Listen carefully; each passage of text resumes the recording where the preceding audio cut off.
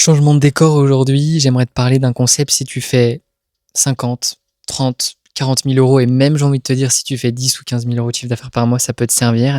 C'est le truc, un ami m'a raconté une histoire vraie, d'une personne qu'il connaît qui fait plus de 50 000 euros de chiffre d'affaires par mois et en fait qui prend des mauvaises décisions sous la contrainte, dans le sens où il a un business, il a énormément de charges et donc du coup ce gars-là, il prend des décisions en mode urgence, vite, vite, vite, vite, pour combler des problématiques de trésorerie, de marge et j'en passe. Et donc c'est ça le problème aujourd'hui de beaucoup d'entrepreneurs, c'est quand tu fais de l'argent. Ensuite, tu dois prendre des décisions. Tu dois prendre des décisions sous l'emprise du stress, où tu es dopé avec plein d'hormones, plus le stress, et donc tu prends les mauvaises décisions. Et une mauvaise décision au mauvais endroit restera une mauvaise décision.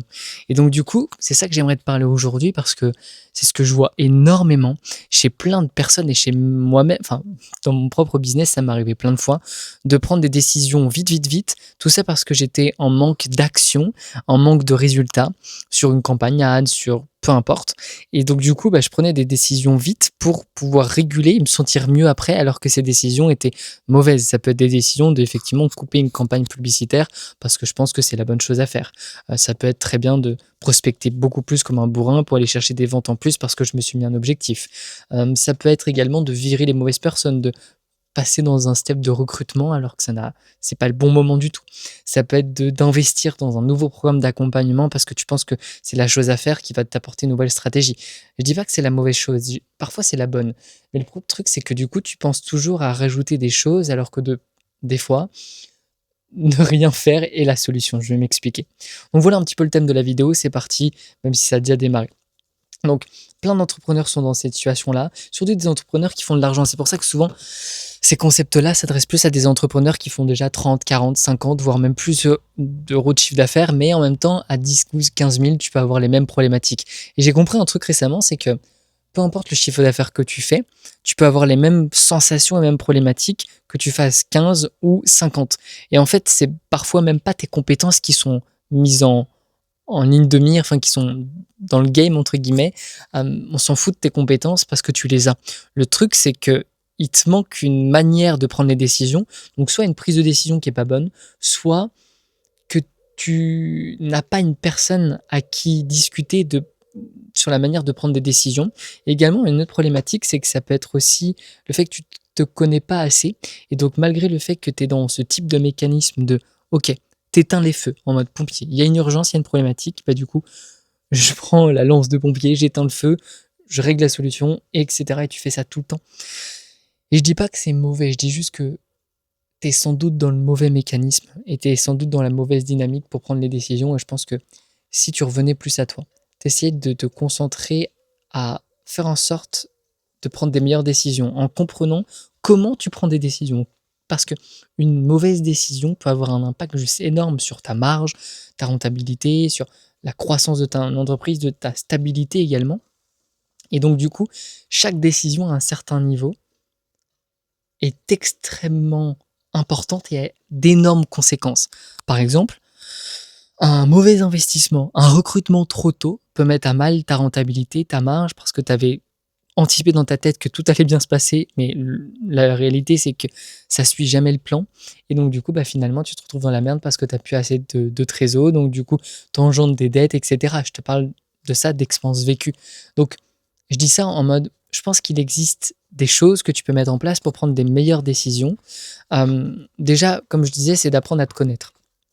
À quel moment précis tu prends des mauvaises décisions, quand et mettre en place des process. Tu vois, dans ta boîte, même pour la prise de décision, c'est OK, quel est l'impact de cette décision sur un bon plan ou sur le pire scénario possible? Si je prends pas cette décision maintenant, est-ce que c'est urgent? Est-ce que c'est grave en gros? Si je dois par exemple couper cette pub, quelles sont les conséquences de couper cette pub? Quelles sont les conséquences donc à la fois favorables, défavorables sur ma vision à moyen et long terme? Tu vois, il faut réfléchir en mode comme si tu faisais 100 000, 200 000, 1 million par mois, tu vois. Bien sûr, les décisions vont pas avoir les mêmes incidences. Mais plus tu vas raisonner en mode, je prends des décisions comme si j'avais déjà une boîte avec tout ce que je veux dedans, du coup, ça va t'aider à prendre les bonnes décisions aujourd'hui. Et également, apprends à mieux te connaître. Et je répète ça parce que c'est ça j'arrête pas de penser à ça quand je fais cette vidéo. C'est apprends à mieux te connaître. Parce que une fois que tu auras réussi à comprendre ton fonctionnement interne, tes prises de décision, ta gestion émotionnelle, en fait, tu es inébranlable, tu es inarrêtable parce que tu sais te gérer. Et en fait, la problématique d'une boîte, généralement, c'est le fondeur, la personne qui l'a créée. Parce qu'en fait, tu as réussi à créer quelque chose. En fait, tu as été le gain et l'actif pour créer là où tu en es aujourd'hui. Mais tu es aujourd'hui, si on parle en mode comptable, tu es un peu le passif, la dette, entre guillemets, qui fait que ta boîte, elle n'arrive pas à scaler encore plus, tu vois, à se développer encore plus. Donc, du coup, c'est toi qui dois changer. C'est ton rôle de fondeur qui doit changer aujourd'hui. Donc, quand je dis ton rôle, quand je parle de ton rôle, c'est la manière dont tu raisonnes, c'est la manière dont tu passes à l'action, c'est ta manière dont tu fais tes choix, c'est la manière dont tu te sens, etc. Pour moi, c'est ça la prochaine grosse contrainte que tu vas devoir résoudre le plus rapidement possible pour te permettre d'aller plus loin. Donc, au-delà de rajouter des strates, au-delà d'essayer des choses, et je dis pas qu'il faut pas le faire, il faut toujours avoir à peu près 20% de tests que tu dois faire au quotidien.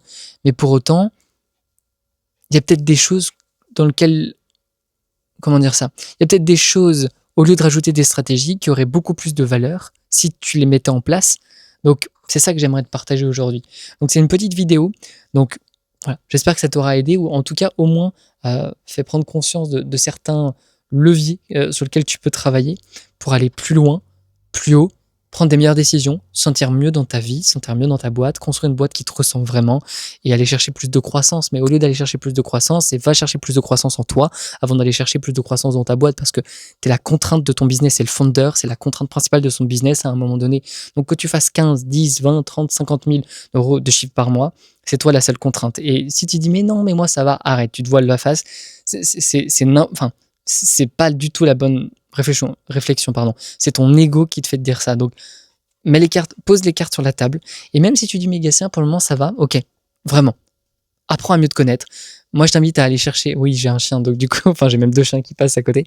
Donc, d'aller chercher et d'aller comprendre le Human Design. Ça peut te paraître un peu pas adapté, peu importe. Fais des recherches là-dessus. Même avec ChatGPT, etc., Claude, enfin peu importe. Tu as aussi des thérapeutes qui peuvent t'aider. Et ça peut énormément t'aider à te faire comprendre comment fonctionne ton cerveau, comment fonctionnent tes prises de décision, qu'est-ce qui est le plus adapté à toi, qu'est-ce que tu devrais éviter, etc., pour croître toi personnellement, parce que au-delà de ton business, encore une fois, c'est toi qui dois croître en tant que founder. Donc, regarde-toi, regarde comment tu fonctionnes, regarde si tu dors assez, parce qu'après, il y a plein d'autres steps à aller chercher pour aller prendre des meilleures décisions, mais chaque mauvaise décision te coûte beaucoup plus que prendre des bonnes, parce que prendre des bonnes décisions, tant mieux, tu prends les bonnes et c'est le bon axe, mais chaque mauvaise décision a un coût juste énorme. Donc réfléchis à ça, abonne-toi, échangeons ensemble sur WhatsApp, sur Instagram, et puis let's go, on se dit à la prochaine.